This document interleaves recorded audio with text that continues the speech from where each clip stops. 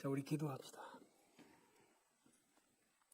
하나님 아버지, 지난 1년 동안 저와 함께 하셨고 사랑하는 교우들과 만날 수 있는 은혜 주셔서 감사합니다. 제가 이곳에 선 것은 주의 말씀을 전하려 함이니 주의 영이 저를 감싸시고 오직 진리를 전할 수 있도록 제 마음과 생각과 뜻을 주장하옵소서. 듣는 이들이 겸손함으로 주의 말씀 앞에 엎드리게 하시고 그 말씀이 주의 뜻을 성취시켜드리게 하시며 그들의 생애 그리고 오선에게 복이 되게 하여 주옵소서. 예수 그리스도 이름으로 감사기도 올리옵나이다.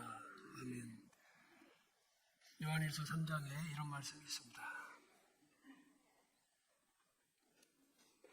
3장 18절에 자녀들아 우리가 말과 혀로만 사랑하지 말고 행함과 진실함으로 하자라는 내용입니다.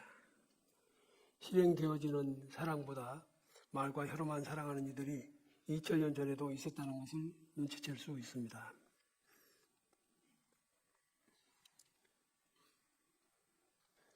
어느 시대에나 이렇게 행함이 없는 교인들은 교회 안팎에서 문제가 되곤 했습니다. 그래서 야고보서에서는 또 너희는 말씀을 행하는 자가 되고 듣기만 하여 자신을 속이는 자가 되지 말라.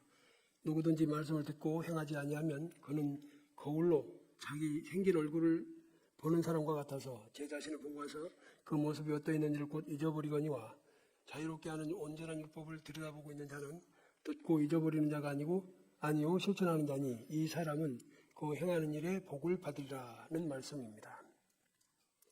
오늘 아까 여러분과 함께 읽었던 본문은 사랑을 행동으로 실천하시는 하나님으로 소개되고 있습니다. 창조주 하나님께서 피조물인 인간에게 기약하신, 다시 말하면 약속하신 그 때가 되니까 옛날 말이었어 하고 끝나는 게 아니라 그것을 실천하심으로 본을 끼쳐주셨다는 뜻입니다. 그래서 그 사랑을 실행하시려고 예수님께서 십자가에서 죽으실 때 하나님 보시기에 우리의 인간의 상태는 4가지로 여기 표현되어지고 있는데 첫째가 연약한 상태였다 그랬습니다. 하나님이 보실 때 우리 인간은 구원할 만한 어떤 자격이 있는 것이 아니라 아주 매우 연약한 상태였다. 이 원어의 의미는 어린아이처럼 무능하다 그런 뜻입니다. 어린아이의 특징은 자기 배설물을 스스로 해결 못합니다. 또한 생존을 위해 아무것도 할 수 없는 무능한 상태입니다. 아주 어린아이, 유아들 말입니다. 그때 돌봄이 없다면 죽게 될 처지라는 뜻이죠. 하나님께서 우리 인간을 보실 때 우리가 지은 죄를 스스로 해결하지 못하면 우리는 그렇게 지옥불에 멸망당할 수밖에 없는 처지로 불쌍하기 그지없었다 그 말입니다. 두 번째로 경건하지 않은 상태였다 그랬습니다. 경건하지 않다는 말은 거룩의 반대의 의미가 됩니다. 그래서 거룩하신 하나님 앞에 도저히 근접할 수 없는 상태지요. 옛날에 유대인들은 자신들의 거룩을 지키기 위해서 저 멀리에서 문둥병자가 다가오면 돌을 들어서 던졌습니다. 거룩하지 못한 더러움이 내게 가까이 오면 내가 더러워지기 때문에. 그런데 그보다도 훨씬 거룩하신 하나님이 이 더러운 우리 인생들을 위해서 십자가를 제시하셨다는 것을 오늘 본문에 말씀하시는 것이죠. 세 번째는 우리가 그때 죄인의 상태였다는 뜻이죠. 8절에 보면 우리가 아직 죄인 되었을 때 그랬는데요. 중요한 단어가 아직이라는 것입니다. 아직. 시대적으로 보면 현재 지금도 그런 상태죠. 그러니까 그가 지은 죄 때문에 거룩하신 하나님께 나아갈 수 없는 상태가 지금도 여전히 그러고 있다는 말이에요. 그럴 때 하나님께서 예수 그리스도를 통해서 우리를 구원하셨다. 그런 말씀입니다. 그러니까 여기서 우리가 주의할 것은 내가 하나님 앞에 어떻게 내놓을 만한 의의가 있거나 자격이 있거나 공로가 있어서가 아니라 여전히 아직도 죄인 상태고 소망이 없고 가치가 없는데 변화된 게 아닌데 우리를 사랑하셨다는 뜻이죠. 그래서 그 8절 끝부분에는 주님의 죽으심은 십자가에서 죽으심은 우리에 대한 하나님의 사랑의 확증이라고 말씀하세요. 내가 너를 말로만이 아니라 정말로 사랑했다는 증표를 내보이신 것이죠. 그게 우리 남녀간에도 있잖아요. 그래서 꽃을 갖다 바치고 반지를 해주고 하면서 증표, 내가 너를 사랑합니다. 내 사랑 받아주세요 하죠. 네 번째 상태는 원수 상태입니다. 10절에 보면 우리가 원수 되었을 때 그의 아들이 원수, 이것은 앞에 있는 3가지 것하고는 달리 적극적으로 하나님을 대항했다, 대적했다 그런 뜻이에요. 절대로 관계 회복이 불가능합니다. 쳐다보기도 싫습니다. 그런 대적 관계에 있는 우리를 불쌍히 여기시고 예수 그리스도를 주셔서 하나님과 화목하게 좋은 관계가 회복되게 하셨다. 이것이 하나님이 행동으로 보여주신 사랑입니다. 이것이 말과 혀로만 하는 것이 아니라 행함이 있는 진실한 사랑의 모델이고 모범입니다. 우리가 그 사랑을 받아서 이 자리에 있습니다. 그 사랑 때문에 우리의 미래가 있는 것이지요. 제가 전에는 몰라도 지금은 자주 죽음에 대해서, 천국에 대해서 생각을 합니다. 아, 졸지에 천국 갈 수 있겠구나. 두려운 생각이 하나도 안 듭니다. 제가 몇 년 전에 여러분에게 로마에 있는 사도 바울의 순교 기념교회의 사진을 보여드리면서 설교한 적이 있어요. 바울 사도를 그 사형 집행 틀인 그때는 목을 치기 때문에 목을 올려놓는 돌 기둥이 있거든요. 거기다가 이렇게 손을 묶어놓고는 목을 올려놓고 위에서 내리치는 거예요. 그 교회를 가봤더니 사도 바울의 목이 떨어진 것을 지금 같으면 이렇게 유튜브로 올렸겠는데 그때는 사진이 없으니까 그림으로 그려놓은 거예요.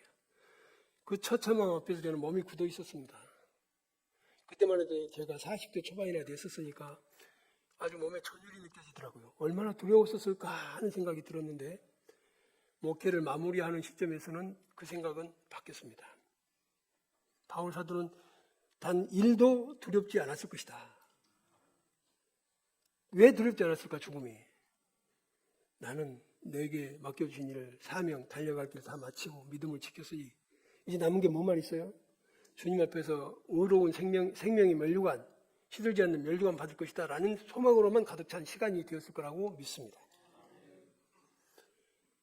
그래서 제가 평생 45년을 이 목회자의 삶을 살면서 마무리를 하는 시점에서 이제 나도 내 할 일 다 한 것 같다.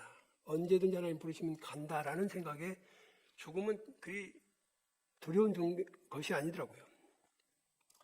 여러분, 우리는 주님의 십자가가 행동하시는 하나님을 보여준다고 했는데 그렇다면 그 큰 사랑을 우리가 받았죠.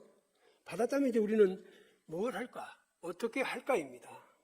사랑이 되는 것은요, 한쪽이 나만 사랑하면 불행한 짝사랑이죠. 그런데 그 사랑이 내가 반응을 해서 나도 역시 상대를 사랑하면 그것이 참 사랑입니다. 양측이 다 행복한 것이죠. 하나님 우리에게 뭘 바라실까요? 나는 너한테 쏟아부어줬으니까 너는 그거 받고 놀아라 그랬을까요? 무감각하라고 하셨을까? 아닙니다. 사랑은 반응이어야 됩니다. 살아있는 사랑은 반드시 반응이 있기 마련이에요. 여러분, 하나님의 사랑에 반응한다면 여러분의 영혼이 살아있는 것이고 무덤덤하다면 그것은 뭔가 병든 관계일 것입니다. 자, 우리는 이 십자가 사랑을 통해서 하나님을 아버지로 모시게 되었죠. 자, 그럼 이제 아버지가 되신 하나님 앞에서, 그분이 보시는 앞에서 날마다 어떻게 살 거냐 하는 거예요. 그럼 우리도 말과 혀로만이 하나님 사랑합니다가 아니라 뭘 할까요?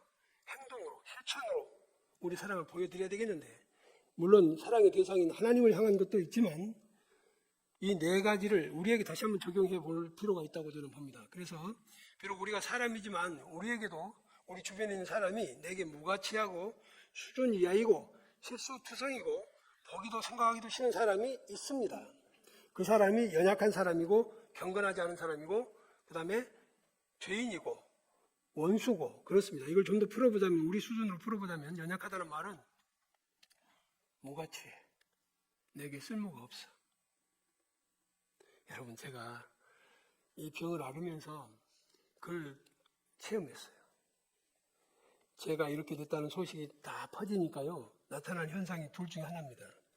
그 사람 끝났네, 죽었네, 죽은 거나 마찬가지네 하는 반응. 또 한 사람은 이거 어떡하냐 하면서 서울까지 찾아와서 저를 붙들고 우는 사람 있더라고요. 그러니까 어떤 사람은 제가 여러분도 아시다시피 노예나 여러 곳에서 활동량이 참 많았잖아요. 그랬는데 그 사람 죽은 거나 마찬가지야. 그러니까 제 전화는 있으나 마나한 전화가 돼요. 공동묘지 같은 1년을 보냈어요.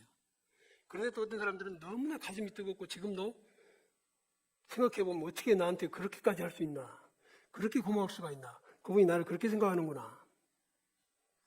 그냥 다른 사람이 보던 말들 와서 울고 붙잡고 제가 민망할 정도로. 밤에 잠을 못 잤대요. 내가 아프다는 소식을 듣고. 그런 분도 계시더라고요. 그러니까 제가 무가치한 존재가 됐을 때는 끊어지더라, 버려지더라 그 말이에요. 여러분, 친구 많을 필요 없어요. 나를 귀히 여기는 사람이 있으면 돼요. 제가 그동안 속았어요. 친구 많은 줄 알고요. 무진장 밥값 나갔어요. 밥값 많이 나가더라고요. 가만 생각해보면 저는 제게 오는 어려운 사람들을 박대한 적이 없었던 것 같다 싶어요. 어떻게 하든지 도와주려고 했고 마음을 다 썼다는 생각이 들어요. 전에 한번 제주도 사람이라고 한 학생이 찾아와서 순천대학교 교육대학원생이라면서 IMF 때문에, 아니 코로나 때문에 직장을 잃었다고 돈 더 달라고 그러더라고요. 주민등록까지 보여줘서 제주도 고시 주문 성을 가진 청년이었어요. 내가 하도 많이 속았는데 또 속자 생각하고 젊은 청년이니까 자기 말대로 뭐 어떻게 갚겠다고 하니까 받을 생각은 없지만 우리 둘이는 그 딱 한 생각을 말을 듣고 그럼 여기 잠깐 있어라. 가가지고 집에서 라면 뭐 어떻게 먹을 만한 거 이런 거 저런 것들 해서 봉투를 2개를 만들어가지고 그리고 우리 집에 있는 돈 현금을 다 챙겨서 갖다 주면서 힘내라. 그럼 보냈는데 아직까지 그 애가 안 끝났나 봐요. 올 연말까지 온다더니. 그렇게 살았지만 연약하고 무가치하게 될 때는 버림을 받는 게 사람의 세상이더라 그 말이에요. 그 다음에 두 번째, 경건하지 않은 사람이라는 말은 하나님께는 접근이 불가능한 사람이지만 우리에게는 내 수준 이하다. 나하고는 수준이 안 맞지 못 살기 상대가 안 되는 사람, 이런 사람이 우리 주변에 있지요.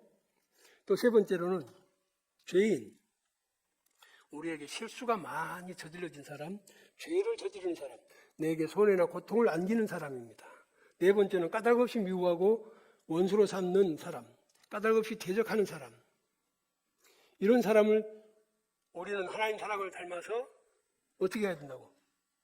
사랑해야 된다는 것이에요. 이게 그러니까 이제 행동으로 나타나니까 어려우니까 아멘은 대표를 한 번만 하시잖아. 이게 어려운 일이거든. 누가 원수와 화목합니까? 누가 원수와 화해를 하겠어요? 요즘 같은 세상, 네 안 보면 돼 하는 세상 아니에요? 누가 내 기분을 조금이라도 언짢게 하면 아주 그냥 등 돌려버립니다. 심지어는 부부간에도 쉽게 헤어지죠. 부모와 자식 간이라도 쉽게 담을 쌓아버리고 맙니다. 그런데 하나님은 원수인 우리를 포기하지 않으셨고 그 사랑을 우리 보고 닮으라고 하시잖아요. 이게 예수 믿는 게 편한 게 아닙니다, 여러분. 편한 게 아니에요. 편하게 예수 믿으려면 그거 잘못 믿고 있는 거예요. 이 사람들은 우리 옆에 뒀어요. 나한테 무같이 하고 있으나 마나 하고 수준이 이하고 아유 그 시간이 아깝고 막 또는 나에게 그냥 뭔가 하면 실수만 해서 나한테 손해를 끼치는 사람, 민망한 사람, 대적하는 사람 붙여두시면서 얘들아 네가 그 형편이었을 때 너를 사랑한 거 알지? 너도 그걸 실천해라. 그래서 기도가 필요한 것이에요. 우리 안 되잖아요. 안 돼요. 안 되니까 용서하려고 기도하고 받아주려고 기도하고 하나님 도와주시라고 그러면 그 기도는 즉각 응답이 될 줄로 믿습니다. 자, 진정 우리는 교회 가면 은혜 받았다고 그럽니다. 여러분 은혜를 언제 받았다고 하죠? 언제 여러분 은혜가 됩니까? 나를 자극을 하나도 안 해. 나 기분을 편안하게 해줘. 오늘 와서 딱 들었는데 정말 좋아. 그런데 뭘 막 찔려. 좀 나한테 뭔가 부담이 돼. 그게 은혜가 안 돼. 그렇죠? 그러니까 알고 보니까 자기가 기준이야. 근데 진짜 은혜는 그게 아니에요. 그렇게 받은 은혜는 하나님이 주신 은혜가 아니야. 하나님이 주신 은혜는 이기적인 사람이었는데 내게 은혜가 오면 사명자로 바뀌어요. 내게 은혜가 오면 나만 생각했던 그 좁은 마음이 하나님이 사랑하시는 이웃을 돌보게 돼 있어요. 그래서 생활에 실질적 변화가 일어나는 겁니다. 이게 은혜예요. 그래서 그 은혜가 에너지가 되는 거예요. 내 가슴에 에너지가 돼서 가만히 있을 수가 없는 거예요. 여러분 저희 집에 손자나 손녀가 오면 한시도 가만 안 있습니다. 의자에 앉아있는 게 아니라 의자 그 허리받침대에 올라가서 그걸 내려다보고 있는 거예요. 위태롭게 짝이 없습니다. 전에 제가 여기 사택에 살 때는 우리가 2층에서 거주했잖아요. 근데 손자는 하루에 아마 수십 번을 그 위험천만한 계단을 1층으로 오락내락 금세 갔다 금세 올라오고 통통통통. 가만히 있질 않아요. 에너지가 있으니까 그래. 우리는 필요에 의해서 한번 내려가려고 해도 주여 안 넘어지게 주시옵소서 기도하는 마음 내려갑니다. 여러분 에너지가 있습니까? 은혜가 있습니까? 있다면 하나님 사랑하고 있다면 사명자가 되는 것이죠. 같은 사람인 내게도 쓸모가 없는 존재가 있다면 하나님 아버지는 그 사람을 보면서 얼마나 마음이 아파하십니까? 저렇게 무능한 인간, 저렇게 병든, 저렇게 여러 사람에게 외면당하는 저 사람, 그 속에도 하나님의 형상이 있고 하나님의 십자가가 그에게도 주어지고 얼마나 마음이 아프실까? 부모 여러분, 잘난 자식이 좋아요? 못난 자식이 좋아요? 잘난 자식 좋습니다. 그죠? 뻔해요. 그러나 진짜 부모 마음은 어디로 가요? 원남아. 10손가락 깨물어서 아프지 않은 손가락이 없는 거야. 이번에 명절에도 잘난 애들도 있어요. 주식 투자 잘한 사람도 있어요. 주식 투자 잘못해갖고 주식이 아니라 부식만 먹는 사람도 있어요. 그렇죠? 그래갖고 망한 사람도 있는데, 망한 자식도 있는데, 부모는 받은 돈 다 챙겨줍니다. 이거라도 너 가서 힘내라. 먹고 살아라. 굶지 말아라. 이게 부모예요. 그러면 성숙한 자녀는 저 동생 때문에 엄마가 힘들어 하시는구나. 돈 챙겨서 엄마 내가 줬단 말 하지 말고 쟤 줘. 쟤 주세요. 얼마나 힘든지 얼굴에 보니까 피곤기가 차들썩 흐르고 제가 그냥 낙심천만한 모습이니까 엄마가 주세요. 그러면 이 엄마는 뭐가 고마울까요? 무엇이 고마울까요? 그 돈을 자기를 준 것이 아니라 전달하라 그래도 그게 고마운 것이에요. 여러분 하나님 아버지가 여러분에게 무엇을 고맙게 생각할까 생각해봐요. 잘난 척하고 살지 말고 잘났다면 못난 형제와 자매를 하나님이 어떻게 마음 아프게 쳐다보실까 생각하고 교회 안에 들어오시면 그 아웃사이더에 있는 사람들, 구석에 있는 사람들, 있으나 마나하게 있다가 간 사람들, 교회 왔는지 안 왔는지도 체크가 안 되는 사람, 그 형제 자매를 돌보는 게 진짜 실행하는 하나님의 행동하시는 하나님을 잡는 성도가 될 것입니다. 그래서 여러분 은혜를 받았다면 지금부터 아버지 하나님 마음으로 그에게 그렇게 도움을 실천하면 하나님은 이런 말씀을 하시거든요. 마태복음 25장 40절에 너희가 여기 있는 내 형제 중에 지극히 작은 자, 금방 제가 말했던 그 무가치하고 무능하고 쓸모없는 존재, 그에게 한 것이 곧 내게 한 것이다. 아멘.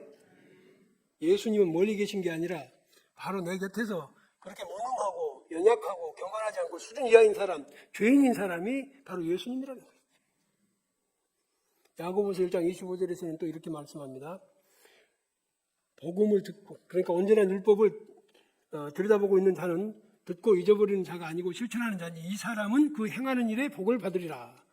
복이라는 단어가 나와요. 여러분 복, 눈 크게 떠봐요. 복이 있대요. 복을 받는데 어떤 때? 이 약한 형제 자매들을 돌볼 때 하나님은 복을 주시겠다고 약속을 하시잖아요. 그냥 복 달라고 기도하는 게 아니라 떼쓰는 기도를 하는 그런 것 때문에 복을 받는 것이 아니라 하나님 말씀을 따라 이렇게 실천하면서 내 주변에 연약한 자, 무능한 자 이런 사람들을 살피는 삶, 그렇게 사는 사람들은 망하는 법이 없어요. 자녀들은 반드시 하나님께서 갚아주세요.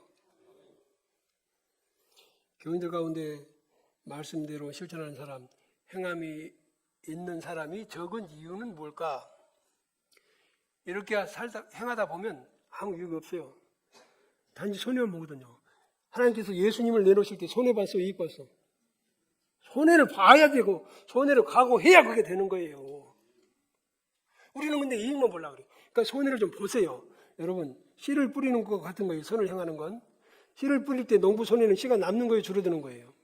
점점 줄어들고 마침내 없어져. 그러나 그 씨는 가을에 다시 돌아와. 30배, 60배, 100배의 결실로 돌아와. 그때까지 가는 거예요.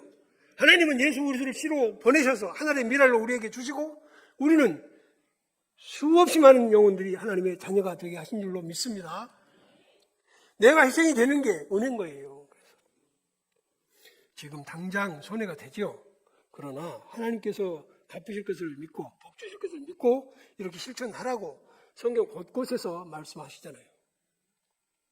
어느 목사님께서 한국교회 쇠락의 원인 중 하나로 경배와 찬양을 지적하십니다. 저도 처음에는 깜짝 놀랐습니다. 경배와 찬양 많이 들어봤죠? 교회마다 많이 하잖아요. 그런데 저는 듣다 보니까 어느 정도 공감이 가요.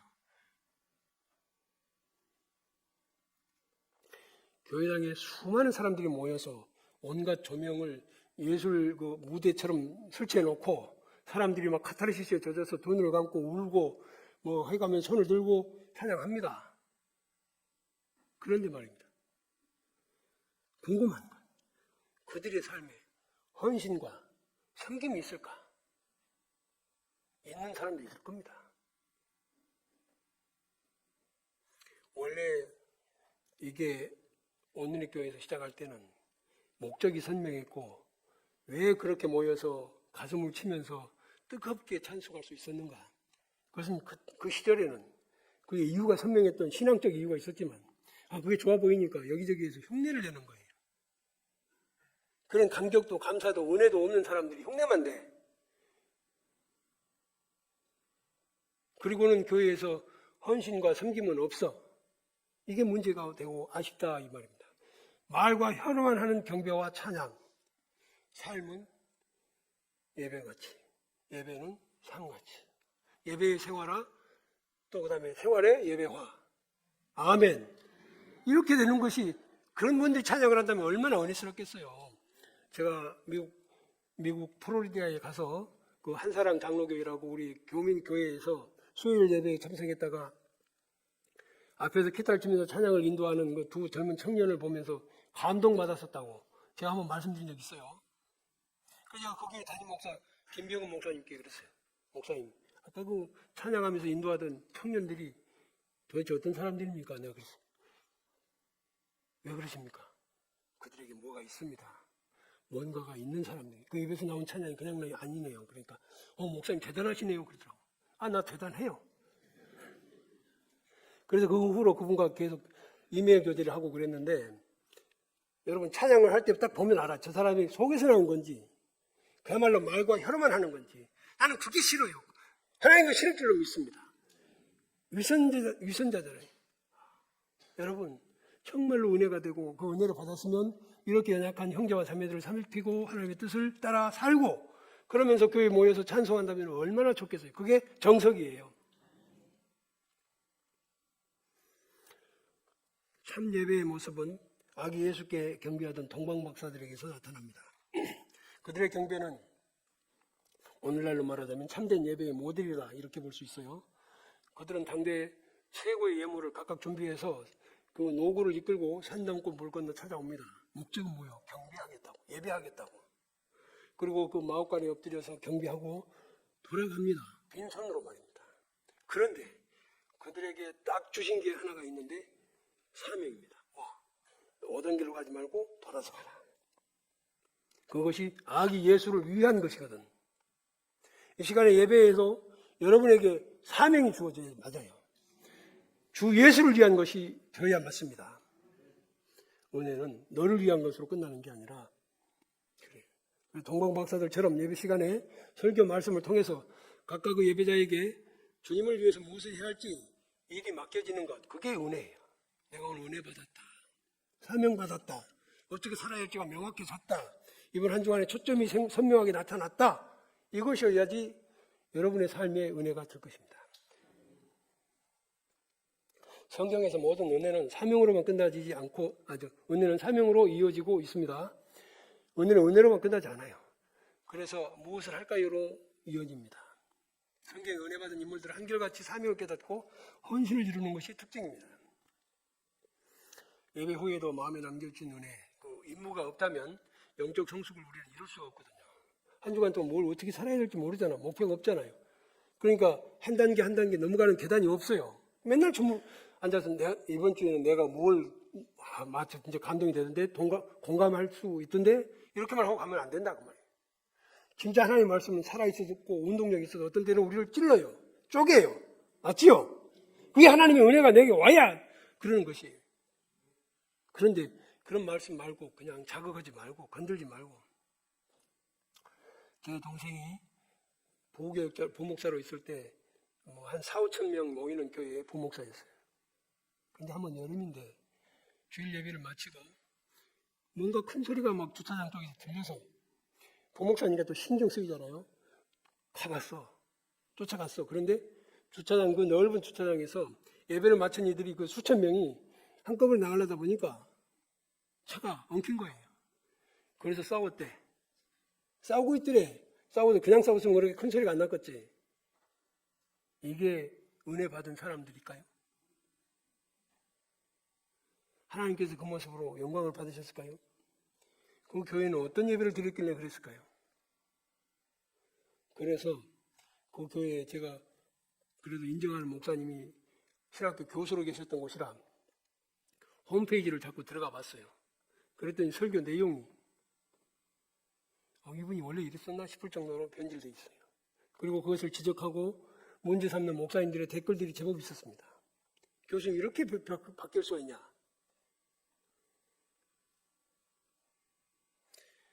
요즘 예배가 줄어들고 있습니다. 주일 오전 예배만 드리는 교회들이 늘어났어요. 우리 무슨 교황님도 그러면 여러분 장목사 민기장이요? 아브라함은 날마다 예배 드렸다고 그랬어요.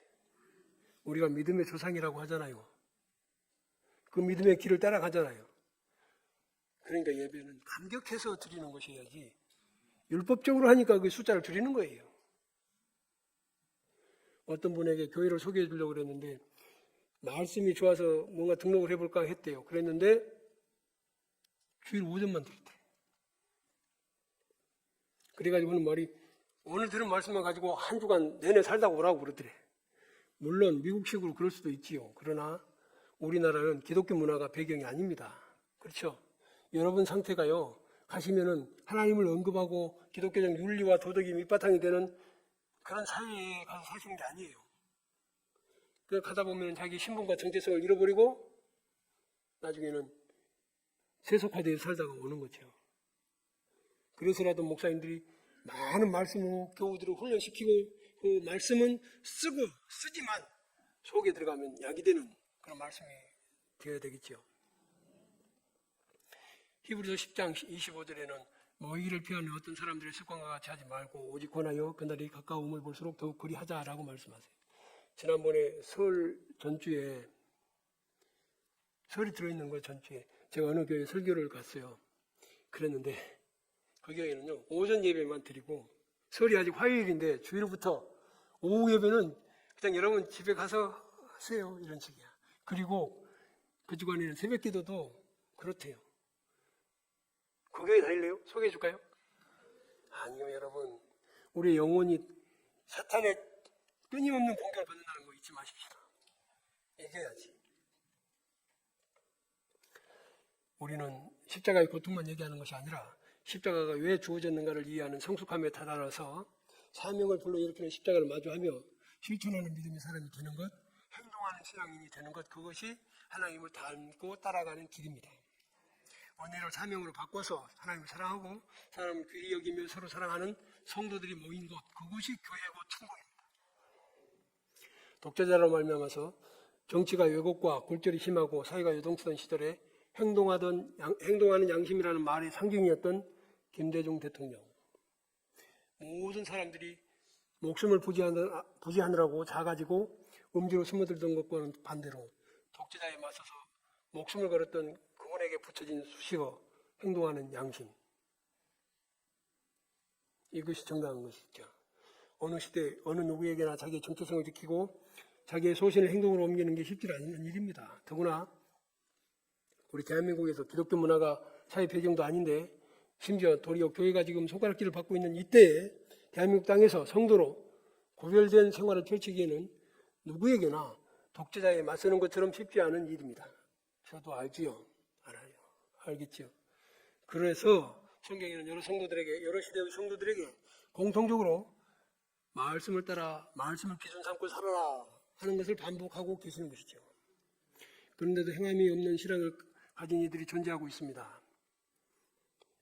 회심이라는 말, 회개라는 말 들어봤죠?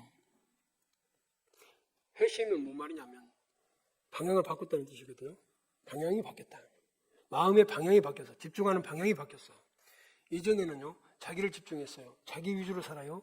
그런데 이제 방향이 바뀌어서 하나님을 향해 살고 하나님께서 맡기신 이웃을 향해서 사는 것, 삶이 바뀌고 행동이 바뀌는 것, 이것을 회심이라고 합니다. 신앙생활을 압축을 하면 딱 두 가지가 남아요. 하나는 하나님 사랑, 또 하나는 눈치는 챘어요. 그게 길이 어려워도 말과 혀로만 아니라 행함과 진실함으로 하나님께서 우리에게 베푸신 사랑, 은혜, 그것을 내가 받았으니까 나도 그렇게 사는 게 맞다 하고 살도록 결단합시다. 기도합시다. 하나님 아버지, 우리 사랑하는 형제와 자매들에게 이 말씀이 살아남아 있도록 역사하시는 성령이 있기를 원합니다. 예수 그리스도의 이름으로 기도를 옵나이다. 아멘.